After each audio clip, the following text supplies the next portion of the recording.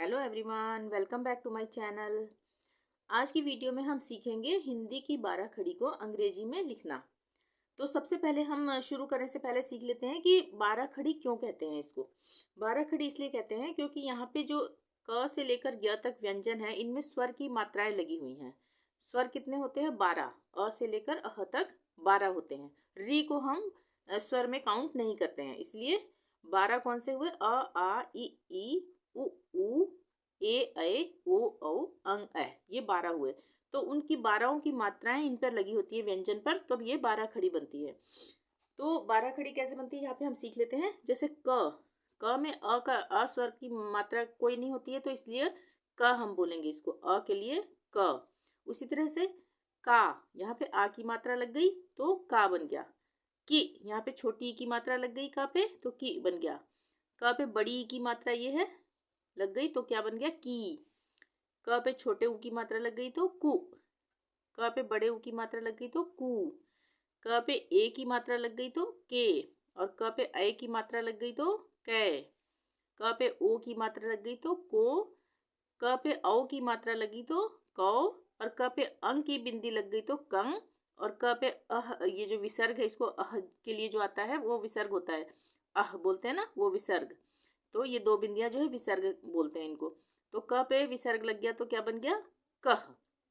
तो ये क्या बना? क, का, की, कु, के, कै, को, कौ, कंग, कह। इसी प्रकार से क से लेकर ग तक स्वर की मात्राएं लगेंगी। इसको अंग्रेजी में हम लिखना सीखेंगे। क के लिए के ए लिखेंगे, का के लिए के डबल ए, की के लिए के आई, की के लिए के डबल ई। यहाँ पे क के लिए तो के आ गया ना, और ई की मात्रा लग गई तो डबल ई। ई की बड़ी की मात्रा लगेगी डबल ई। की, कु, के यू कु, के डबल ओ कु, के ई के ए आई कै। यहाँ पे ए आई क्या है?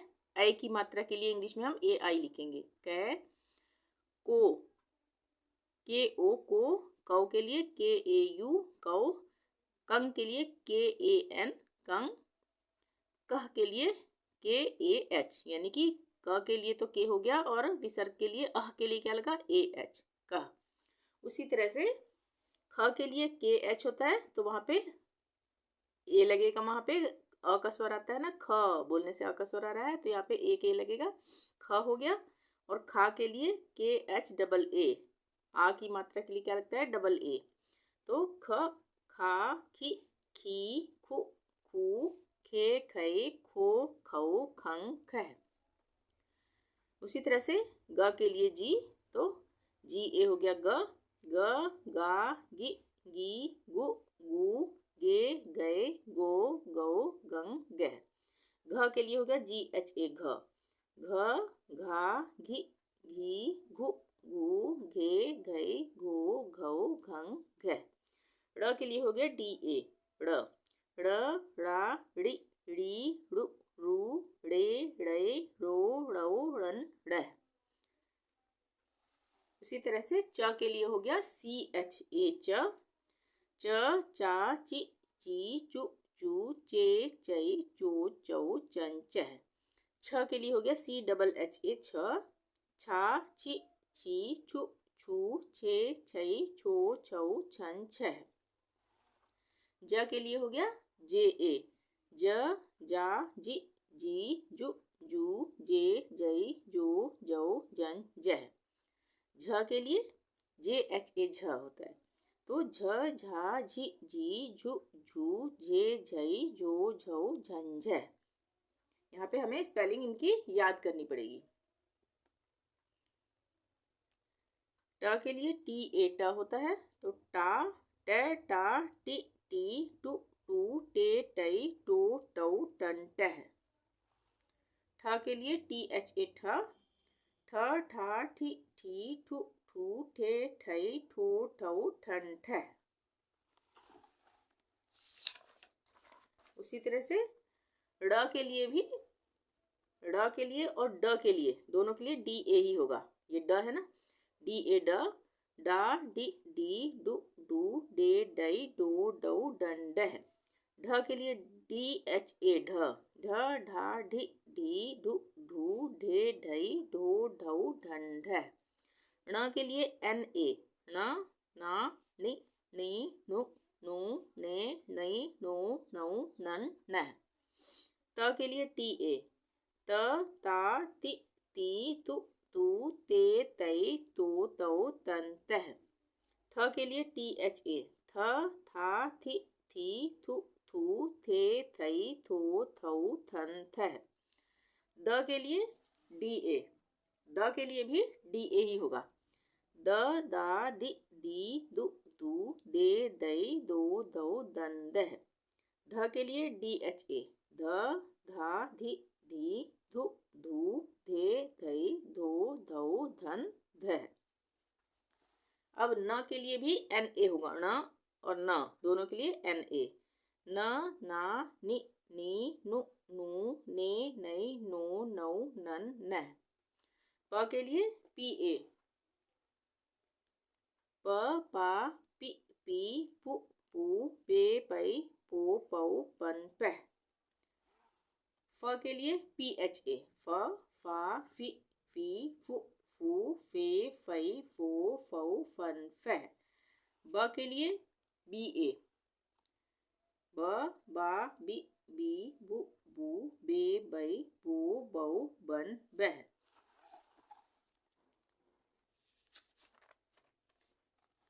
अब है भ के लिए BHA, भ भ भा भि भी भू भू भे भई भो भौ भन भह। म के लिए MA, म मा मि मी मु मू मे मई मो मऊ मन मह।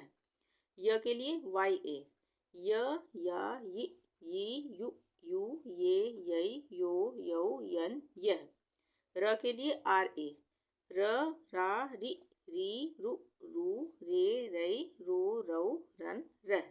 ल के लिए LA, ल ला लि ली लु लू ले लई लो लौ लन लह। व के लिए VA या WA, VA से भी हम लिखेंगे तो इसी तरह से लिखेंगे व वा भी और उसके लिए हम WA का भी यूज करते हैं, तो इस तरह से भी हम लिख सकते हैं। व वा वी वी वु वू वे वई वो वौ वन वह। यहाँ पे सिर्फ W के आगे ये लगते जाएंगे, जैसे WAA, WI, WEE, तो ये भी व वा वी भी होगा। अब है श के लिए, श के लिए हम क्या करेंगे, इंग्लिश में SHA लिखेंगे। श शा शी शी शु शू शे शई शो शौ शन शह। अब मूर्धन्य श, यहाँ पे भी दोनों का उच्चारण क्या हो रहा है, श ही हो रहा है, तो इसके लिए भी SHA ही यूज करेंगे। श शा शी शी शु शू शे शई शो शौ शन शह। ह के लिए HA, ह ह हा हि ही हु हु हे हई हो हौ हन है।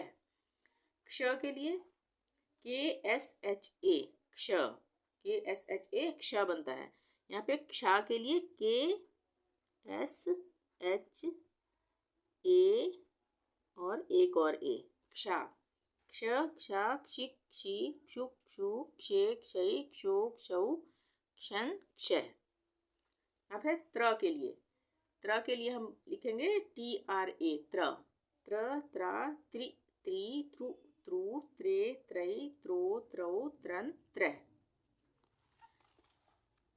सबसे लास्ट में क्या रह गया, ज्ञ। ज्ञ को हम कैसे लिखेंगे इंग्लिश में, अंग्रेजी में हम लिखेंगे GYA, ज्ञ। तो ये ज्ञ ज्ञा गि गी ग्यु ग्यू गे ग्यई ग्यो ग्यौ ज्ञन ग्रह।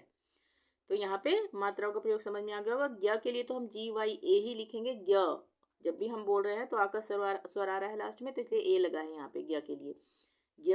अब ज्ञ में आ की मात्रा के लिए क्या लिखेंगे हम, डबल A, आ की मात्रा के लिए डबल A होता है, तो ज्ञा। ज्ञ के लिए GY हो गया, और छोटी की मात्रा के लिए क्या लग गया, I, गी, और बड़ी की मात्रा ज्ञ में लगेगी तो GY ज्ञ के लिए, और बड़ी की मात्रा है तो डबल E, गी। ज्ञ के लिए जी वाई और छोटे ऊ की मात्रा के लिए यू। यहाँ पे ज्ञ के लिए जी वाई और बड़े ऊ की मात्रा है तो डबल ओ। ज्ञ के लिए सबसे पहले जी वाई लिखेंगे और ए की मात्रा के लिए ई लगाएंगे। उसके बाद ज्ञ के लिए सबसे पहले जी वाई लिखेंगे और आई की मात्रा है तो ए आई लगेगा। उसी तरह से ज्ञ के लिए यहाँ पे जी वाई और ओ की मात्रा है तो ओ लगेगा। ज्ञ के लिए यहाँ पे सबसे पहले जी वाई लिखेंगे ज्ञ के लिए और औ की मात्रा है तो ए यू लगेगा। और ज्ञन में ज्ञ के लिए जी वाई लिखेंगे, अंग के लिए ए एन, ये बिंदी है इसके लिए ए एन। और ज्ञ के लिए यहाँ पे ज्ञ के लिए सबसे पहले जी वाई लिखेंगे और अह के लिए यानी विसर्ग के लिए हम लिखेंगे ए एच। ठीक है, तो ये थे हिंदी की 12 खड़ी को हमने अंग्रेजी में यहाँ पे लिखना सीखा। वीडियो पसंद आई हो तो प्लीज़ लाइक ज़रूर कर दें। चैनल को अभी तक सब्सक्राइब नहीं किया तो प्लीज़ सब्सक्राइब कर लें और शेयर ज़रूर करें। Thank you. मिलते हैं नेक्स्ट वीडियो में। Till then bye bye.